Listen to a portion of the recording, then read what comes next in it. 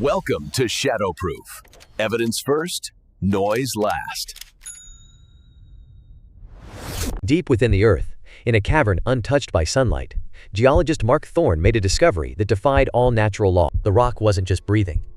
It was whispering. A low, guttural murmur seeped from the walls, a sound like grinding teeth and shifting stone. He reached out, his gloved fingers brushing the fissure. The stone was warm, almost feverish, and sticky with a strange, translucent resin. The whisper became a voice. It wasn't in his ears, but in his mind. A cold, alien intelligence probing his thoughts, and it offered him a terrible choice.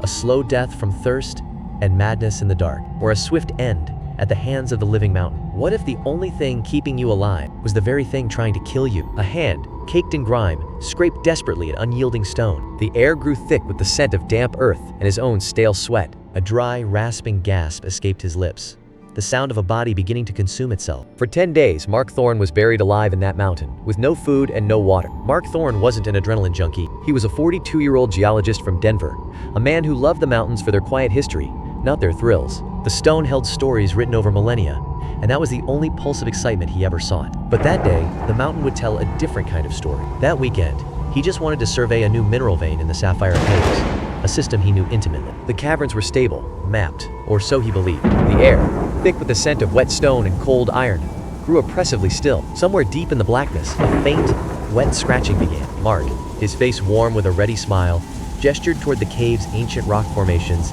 as his friend Leo lingered at the entrance. 1 hour, Max, Mark promised, his voice echoing slightly in the cavernous space. He checked his gear, helmet secured, headlamp ready, geological hammer at his side, and a single bottle of water. Just another routine exploration into the mountain's dark embrace. The sound of the cave entrance faded into the distance as Mark's headlamp illuminated walls that glittered like fractured stars. An oppressive stillness settled around him, the air growing thick with the mineral scent of wet stone and ancient earth. He was 300 feet deep, examining a seam of quartz, but the mountain itself seemed to exhale, a deep, shuddering groan that vibrated through the rock. Then came the roar.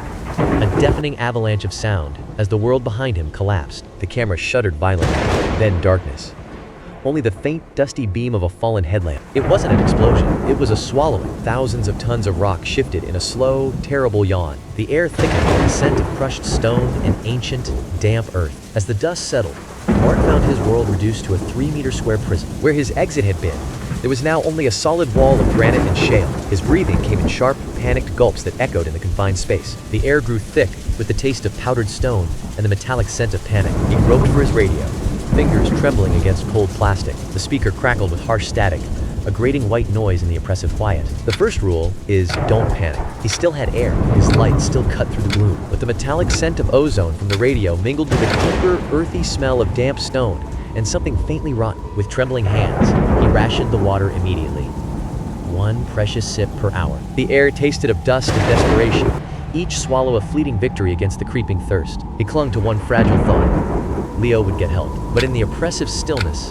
that promise felt as thin as the last drops in his bottle. All he had to do was wait. Day 2, the stale air thickened with the scent of damp earth and his own souring sweat. A faint, rhythmic scratching began from somewhere in the impenetrable blackness beyond his fading light. A knot of primal dread tightened in his chest, his breath hitching with each unseen scrape. The canteen was half empty. Day 3, the final drop moistened his parched tongue. Thirst, as any survivor knows, isn't a craving, it's a consuming force. It's a primal ache that gnaws at the mind before the body. His throat felt like packed sand, each swallow a grating torment. The air itself grew heavy and stale, carrying the faint, metallic scent of dry heat. Every sound, the whisper of sand, the groan of his own joints, seemed amplified in the void. This was the true beginning of the ordeal. A slow, silent unraveling where the environment itself became the antagonist. The obsession was absolute, a tyranny that smothered all other thought. His mouth turned to dust, a desert of panic. A cold, metallic taste filled the back of his throat. Then his airway seized,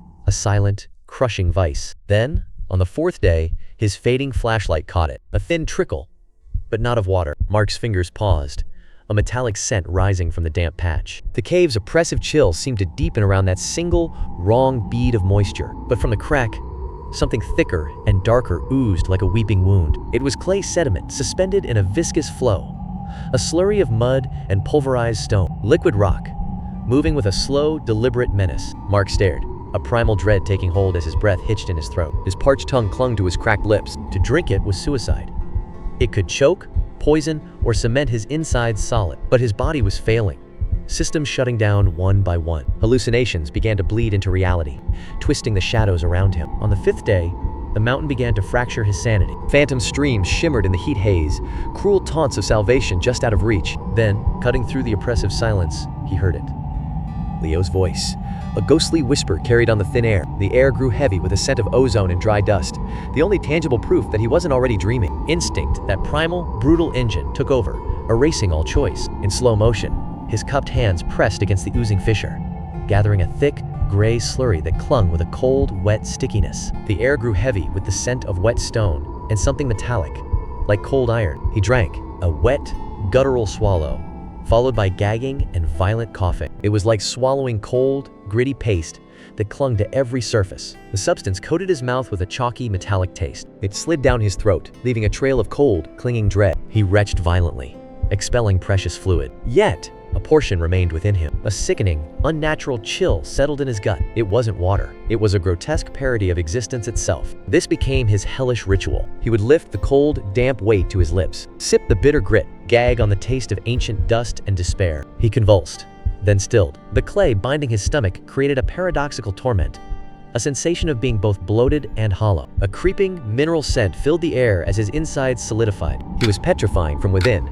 A slow, internal entombment. Mark's mind had fractured completely, now holding whispered conversations with the cave walls. He'd named the weeping fissure Drip, thanking it one moment, cursing it the next in a fevered, cyclical ritual. His own body had become an alien terrain, foreign and hostile. The final, visceral proof came when his urine flowed dark as pitch. Cramps seized his muscles, turning them to rigid stone. The air grew heavy with the scent of damp earth and cold iron. But the most horrifying transformation was psychological. He began to feel a part of the mountain itself. The boundary between man and mineral dissolved into a terrifying blur. His consciousness fractured as the mountain's ancient whispers echoed through his petrifying mind. The boundary between Mark and the cavern dissolved entirely. He was no longer trapped within it.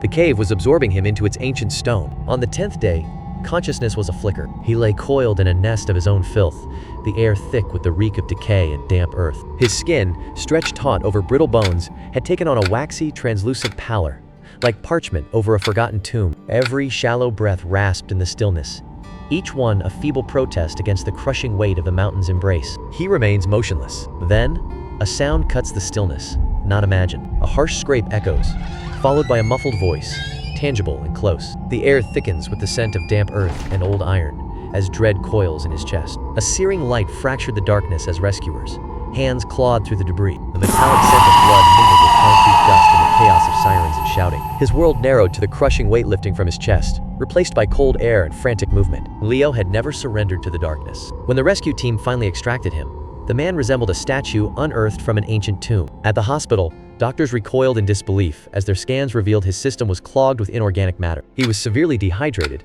his body a desiccated husk, yet his stomach contained a solid, clay-like plug. The air in the room grew heavy with the scent of damp earth and a silent, profound dread. They called it a geological bezoar, a stone formed not in the earth, but within a living man. Mark Thorne had survived his ordeal by poisoning himself slowly, a desperate and paradoxical bargain for life. Months later, footage shows him in a sunny garden, physically recovered, but his eyes hold a distant, arctic light. He cradles a simple, unremarkable rock, a tactile reminder of the cold, mineral truth now part of him. Some transformations leave no room for reversal. He can no longer stomach tap water, claiming it tastes hollow and insubstantial. Now, he craves only dense, viscous liquids. His new preference is for smoothies, thick, heavy, and unnervingly silent as they slide down his throat. His doctors call it psychosomatic, just yogurt and stress. But his wife finds him after every rainfall, motionless in the backyard. He stares at a patch of damp earth, turning a small, smooth rock in his palm. The air smells of ozone and wet clay,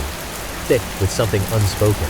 Mark could only watch as the dark substance dripped with a sickening, rhythmic plop. The air in the cave was thick with the scent of damp earth and something metallic, like old blood. A low, grinding groan began to emanate from the fissure, a sound of immense pressure and ancient movement. The screen split, a stark contrast between the sun-drenched garden and the deep, oozing darkness of the cave. He emerged from the cave, but not entirely. Did all of Mark Thorne return, or did some part of him remain behind, forever fused with the ancient stone? If survival demands you become something else, something not quite human, can you ever truly be saved? The heartbeat sound returned, a final, labored thump that shuddered through the space before dissolving into an absolute void. A profound stillness descended, thick with the lingering scent of ozone and the faint, coppery taste of iron in the air. Then, from within that consuming dark, a single, wet drip echoed, impossibly loud in the new quiet. The blackness was not empty.